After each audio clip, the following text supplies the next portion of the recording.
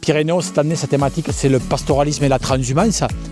Assez cohérent, assez logique, puisque l'UNESCO a classé cette année 2026 année internationale du pastoralisme.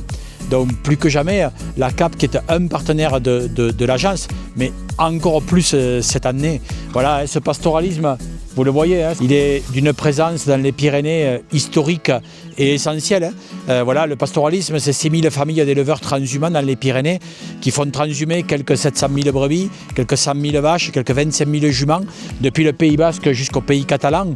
Ce sont des pratiques, des savoir-faire d'hommes et de femmes qui sont transmis de génération en génération. Le pastoralisme dans les Pyrénées, c'est une activité, c'est une pratique, c'est une culture et on peut être fier d'avoir cette identité et cette culture pyrénéenne autour du pastoralisme.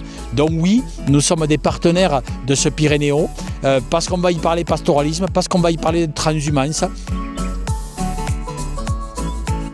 Les 3 grandes tables rondes qui vont introduire voilà, où on va parler pastoralisme et économie, pastoralisme et tourisme, pastoralisme et biodiversité, avec des grands élus, avec des scientifiques de renom aussi qui seront là, avec des représentants d'autres massifs français.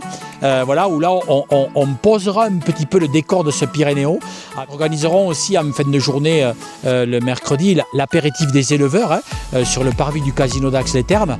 Apéritif des éleveurs en présence de vaches, de brebis, de chevaux avec des races locales. Pour expliquer ces races locales, avec bien sûr un apéritif qui sera constitué de produits locaux. Et puis la veille de Pyrénéo, la CAP organise à Ax-les-Thermes un événement majeur, un séminaire sur la future politique agricole commune. Nous aurons ce jour-là des députés européens de tous les grands partis, nous aurons les représentants des régions, nous aurons des représentants de tous les massifs français. Et là, on va mettre en avant quels sont les enjeux de l'agriculture pyrénéenne pour les années à venir et comment la PAC peut répondre à ces enjeux.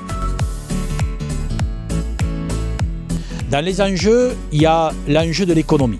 Comment amener plus de valeur ajoutée à cette activité? Deuxième enjeu, les négociations de la politique agricole commune. Un enjeu également de multi-usage.